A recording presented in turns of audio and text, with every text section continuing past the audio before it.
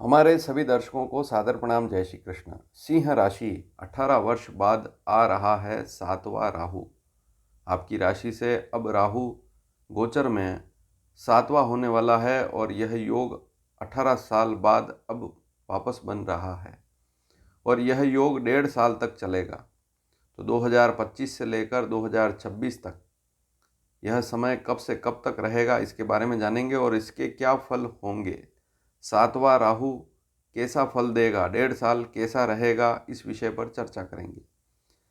अभी वर्तमान में देखें तो दिनांक 30 अक्टूबर 2023 से लेकर 18 मई 2025 तक राहु जो है वह मीन राशि पर गोचर कर रहा है। गोचर का अर्थ होता है वर्तमान में ग्रहों की जो स्थिति होती है उसे हम गोचर कहते हैं। और जैसे ही ग्रह राशि बदलता है तो गोचर में उसे राशि परिवर्तन कहते हैं। तो राहु वक्री चलता है तो अब मीन राशि को छोड़कर कुंभ राशि पर प्रवेश करेगा दिनांक 18 मई 2025 को। रात्रि 7:30 बजे यह स्थिति शुरू हो जाएगी 18 मई 2025 को और यह स्थिति 1.5 साल से भी थोड़ी ज़्यादा चलेगी, अर्थात 5 दिसंबर 2026 रात्रि 9:25 तक यह राहु कुंभ राशि पर ही रहेगा।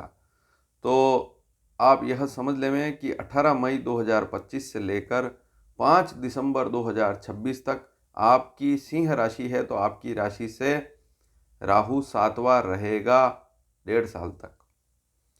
अब कुंभ राशि पर आ जाएगा राहु 18 मई को, 5 दिसंबर 26 तक चलेगा। तो इसके क्या फल होंगे, तो यहाँ पर ज्योतिष शास्त्र में सबसे पहले तो यह समझ लें कि सिंह राशि का मतलब क्या है। सिंह राशि अर्थात आपकी जन्म की राशि। जन्म कुंडली खोलें और देखें, कुंडली में 5 नंबर अंक पर चंद्रमा लिखा हुआ है। चंद्र कुंडली देखें क्योंकि चंद्र कुंडली के आधार पर ही गोचर की स्थितियां देखी जाती है।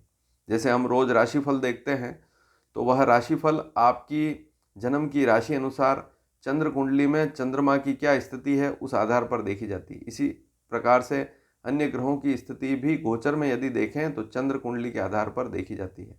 हाँ, लग्न अनुसार भी उसके फलों में अंतर जरूर पड़ता है। जैसे सिंह लग्न की कुंडली है किसी व्यक्ति की, तब भी राहु के फल लगभग ऐसे ही रहेंगे, लेकिन राशि से देखी जाती है गोचर वाली स्थितियाँ।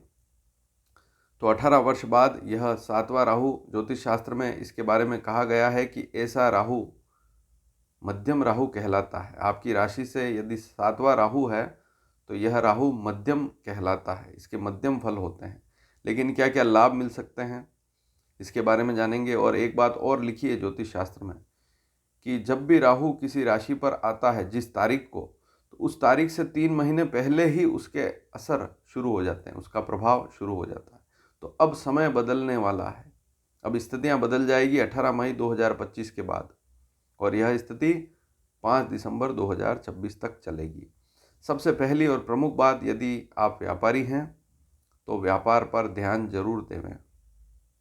व्यापारी हैं, व्यापार कर रहे हैं, खुद का कोई काम है, तो यह राहु जो है वहाँ पर थोड़ा सा उतार चढ़ाव दे सकता है। इसलिए जो आप दुकान पर जाते हैं या आपकी फैक्ट्री है, जहाँ भी आप काम करते हैं, आपका खुद का व्यापार है, तो वहाँ समय पर जाएं और पूरा ध्यान रखें काम काज पर। अगर आप इधर उधर हुए और व्यापार पर ध्यान नहीं दिया तो थोड़ी सी समस्या रह सकती है। पार्टनरशिप में भी अगर काम कर रहे हैं, क्योंकि सप्तम स्थान पर गोचर करेगा तो सप्तम से हम पार्टनर की स्थिति भी देखते हैं। अगर कोई नया व्यापार शुरू कर रहे हैं, पार्टनरशिप में काम कर रहे हैं, तब भी थोड़ी सावधानी और हिसाब किताब बराबर रखेंगे तो अच्छी स्थिति रहेगी और पार्टनर भी अच्छा रखेंगे तो अच्छी स्थिति रहेगी। अगर आपका विवाह हो चुका है, चाहे महिला हो चाहे पुरुष हो, यह जानकारी सभी के लिए है जिनकी सिंह राशि है। तो यहाँ चंद्र राशि देखनी है, सूर्य राशि नहीं देखनी। बहुत सी बार हम अंग्रेजी अखबार पढ़ते हैं, वहाँ महीने से महीने जो राशि चलती है उसको हम देखते हैं, वह राशि नहीं देखनी है। आपको जन्म पत्रिका की सिंह राशि अर्थात चंद्र राशि देखनी है। तो ऐसे जातक जिनका विवाह हो चुका है तो दाम्पत्य जीवन पर ध्यान देवें, और ऐसे जातक जो लव मैरिज करना चाहते हैं या पार्टनर ढूंढ लिया है तो वहाँ पर भी प्रेम बनाए रखेंगे तो अच्छी स्थिति रहेगा। अगर आप प्रेम नहीं बनाए रखेंगे तो वहाँ जो लव मैरिज का जो चांस है उसमें भी समस्या आ सकती है। हालांकि राहु सप्तम भाव में आ गया है तो अचानक विवाह का रिश्ता आना, विवाह का रिश्ता पक्का होना, इस प्रकार के योग भी बनेंगे। लेकिन जहाँ पर भी रिश्ता आप कर रहे हैं वहाँ सावधानी से बातचीत करें और उस परिवार का भी पूरा पता करें। बिना पता किए विवाह ना करें। तो बहुत सी बार हम अनजान लोगों में रिश्ता करते हैं, जल्दबाजी में ध्यान नहीं देते हैं। तो जल्दबाजी बिल्कुल नहीं करनी है विवाह के मामले में। तो चाहे विवाह हो चुका है तब भी वैवाहिक जीवन पर ध्यान देना ही है, और विवाह नहीं हुआ है, मान लीजिए आप किसी को पसंद करते हैं, लव मैरिज करना चाहते हैं, तब भी पार्टनर जो भी है आपका उससे प्रेम पूर्वक रहेंगे तो स्थिति अच्छी रहेगी इस 1.5 साल में।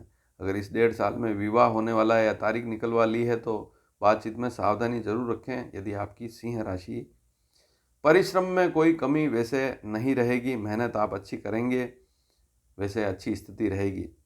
लेकिन दैनिक व्यापार जो कर रहे हैं, नौकरी में तो कोई बड़ी समस्या वाली बात नहीं है।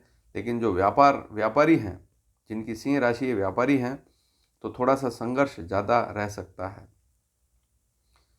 और अगर शादी में रुचि है तो अब थोड़ा सा ध्यान देवें, विवाह करना चाहते हैं तो थोड़ा सा ध्यान देंगे तो अब आप जहाँ पर भी बातचीत करेंगे विवाह रिश्ता पक्का होने का पूरा योग इस समय में बनता है।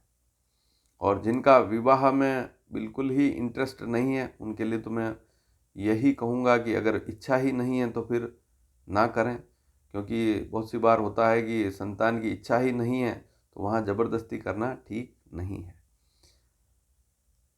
अगर आपकी सिंह राशि है, आपको यूरिनरी कोई समस्या है या गुप्त रोग है तो यहाँ पर थोड़ा सा इस समय में हल्का सा ध्यान देना पड़ेगा, या पेट से संबंधित कोई रोग है तो भी ध्यान दें। विशेषकर महिलाएं जिनको संतान होने वाली है 18 मई 25 से 5 दिसंबर 26 के बीच में, तो उनको भी थोड़ा सा अपने स्वास्थ्य पर ध्यान देना पड़ेगा। कोर्ट कचहरी का कोई मामला है तो वहाँ दूरी बनाए रखेंगे तो ज़्यादा अच्छी स्थिति। व्यर्थ के विवादों में ना पड़े, व्यर्थ कोर्ट कचहरी के मामले में पड़ेंगे तो समस्याएं थोड़ी सी बढ़ सकती है, तो इस बात पर भी ध्यान देवें। वीडियो बनाने का उद्देश्य यही है कि इस राहु के क्या फल हो सकते हैं, क्या संभावनाएं बन सकती है, क्योंकि दुनिया में बहुत सारे लोग हैं जिनकी राशि सिंह राशि है, तो सबके साथ तो ज़रूरी नहीं कि ऐसा ही होगा। लेकिन इस राहु के जो सामान्य जनरल जो फल होते हैं उस पर ध्यान देना बहुत ज़रूरी है। तो यदि जो बातें मैं बता रहा हूँ थोड़ा सा इस पर ध्यान रखेंगे तो 1.5 साल बहुत अच्छा निकलेगा। लाभ वाली स्थितियाँ भी बनेगी, उसके बारे में भी बात करेंगे।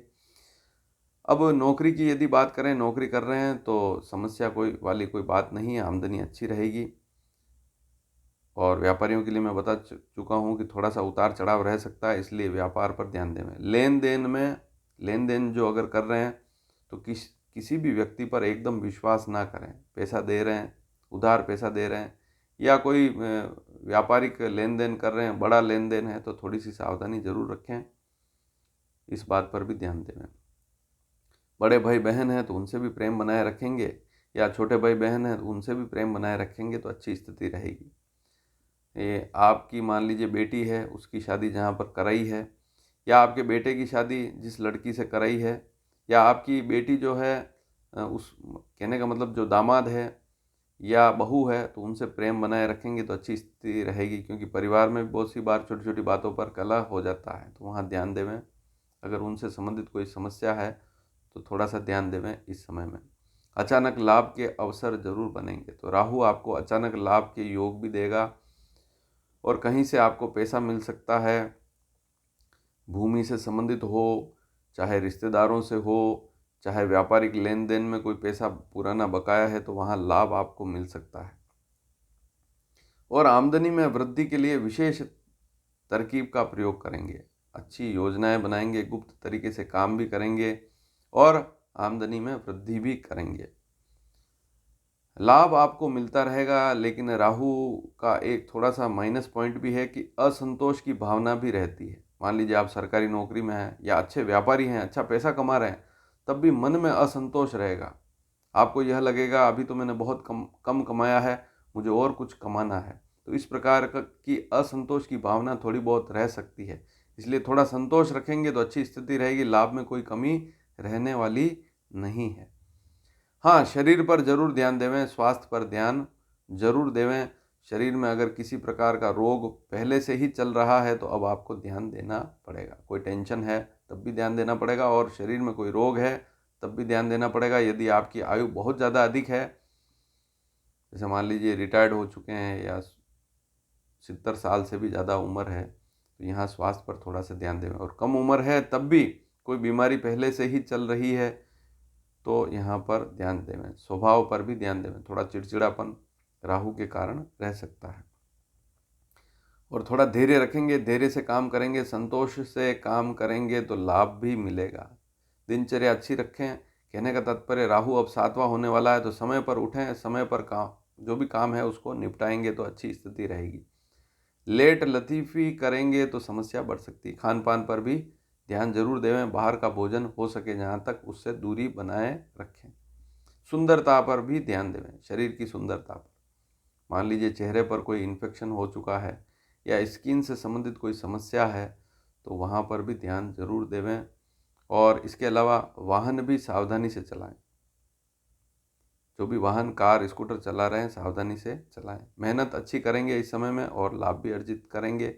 स्थानांतरण का योग भी बनेगा, ट्रांसफ़र का योग, नौकरी में ट्रांसफ़र का योग इस समय में बन सकता है। 18 मई 2025 से लेकर 5 दिसंबर 2026 तक जो ये राहु चलेगा 7वां, नौकरी में परिवर्तन, एक नौकरी छोड़कर कोई दूसरी नौकरी पकड़ना या नौकरी में ट्रांसफ़र हो सकता है। जैसे मान लीजिए किसी एक शहर में है, मान लीजिए आप किसी बैंक में हैं और एक बैंक में हैं, किसी एक शहर में है तो उस शहर से किसी और शहर में आपका ट्रांसफ़र हो सकता है। इस प्रकार का योग भी बन सकता है। जगह बदलना, ऐसे योग बन सकते हैं।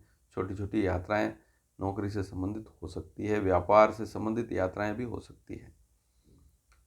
छोटे भाई बहनों पर भी थोड़ा सा ध्यान देवें, उनसे व्यर्थ बात पर झगड़ा ना करें यदि हैं तो, अन्यथा असंतोष बन सकता है या उनसे कोई समस्या बन सकती है। इसलिए प्रेम बनाए रखेंगे तो अच्छी स्थिति रहेगी।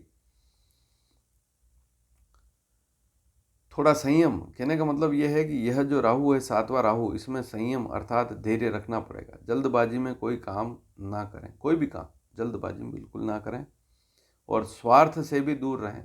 ये मैं हमेशा ही बता रहा हूँ, राहु जो है वह व्यक्ति को स्वार्थी बना देता है। मान लीजिए सरकारी नौकरी में है, अफसर हैं और वहाँ आपने स्वार्थवश कोई काम कर लिया तो यहाँ फंसावट हो सकती है। इसलिए सोच समझकर जो भी काम कर रहे हैं सोच समझकर करें। इसके अलावा भी सामान्य व्यक्ति है, सरकारी नौकरी नहीं है, व्यापारी हैं, तब भी स्वार्थवश कोई काम किया, अपने लाभ के लिए दूसरों को हानि पहुंचाई तो समस्या बढ़ सकती है। इसलिए इस बात पर भी ध्यान देना पड़ेगा। इसके उपाय भी बताऊंगा, सिंपल सा उपाय है, वो करेंगे तो लाभ मिलेगा। मेष, वृषभ, मिथुन और कर्क, इन राशियों के बारे में जानकारी मैं दे चुका हूँ। यदि आपकी राशि सिंह राशि नहीं है, मेष है, वृषभ है, मिथुन है, कर्क है, तो वे वीडियो भी आप देख सकते हैं, मैंने भेज दिए हैं। और इसके बाद वाले जो राशियां हैं, कन्या, तुला, वृश्चिक, धनु, मकर, कुंभ, मीन, इनके बारे में भी जानकारी निरंतर दी जाएगी। तो इस चैनल पर बने रहें, चैनल को सब्सक्राइब जरूर करें। बाहरी स्थानों पर यात्रा का योग बनेगा। यह राहु जो है बाहरी स्थानों पर आना जाना, यात्राएं, छोटी और बड़ी यात्राएं भी हो सकती है। खांसी, जुकाम, श्वास से संबंधित कोई समस्या है, गले में कोई रोग है, मुख में कोई रोग है तो थोड़ा सा ध्यान जरूर देवें। और राहु जो है साहसी बनाएगा, पराक्रम की वृद्धि करेगा। सामाजिक काम कर रहे हैं या अन्य कोई धार्मिक कार्य कर रहे हैं या अन्य कोई राजनीतिक काम कर रहे हैं, राजनीति में हैं, तब भी आपको यहाँ पर लाभ मिलेगा। पराक्रम, मान सम्मान की वृद्धि जरूर होगी और साहस की भी वृद्धि जरूर होगी। अब मान लीजिए छोटी छोटी जो समस्याएं हैं वह ना आवे, इसके लिए क्या करें? तो इसके लिए केवल एक ही उपाय है, भगवान शिव की पूजा। जितनी आप शिव जी की पूजा करेंगे, भगवान शिव की आराधना करेंगे, चाहे ओम नमः शिवाय मंत्र ही नियमित करेंगे या महामृत्युंजय मंत्र करेंगे, शिव की कोई भी उपासना और शिव की पूजा, भगवान शिव की पूजा, मंदिर में जाकर उनको जल चढ़ाना, उनकी पूजा करना, उनका ध्यान करना, रुद्राभिषेक करवाना, पूर्णिमा, अमावस्या, प्रदोष, इन दिनों में, सोमवार, इन दिनों में अभिषेक करते हैं भगवान शिव का, जलाभिषेक है या पंचामृत अभिषेक है, या पंडित जी द्वारा रुद्राभिषेक पूर्ण विधि द्वारा करवाएंगे तब भी लाभ मिलता है। तो कभी कभी करवा सकते हैं, 2-3 महीने में एक बार रुद्राभिषेक आप करवाएंगे तो उससे भी बहुत अच्छा लाभ मिलेगा और जो लाभ वाली स्थितियां हैं वह बढ़ जाएगी। तो वीडियो पसंद आए तो इसको शेयर ज़रूर कीजिएगा और लाइक भी ज़रूर कीजिएगा। धन्यवाद। जय श्री कृष्ण।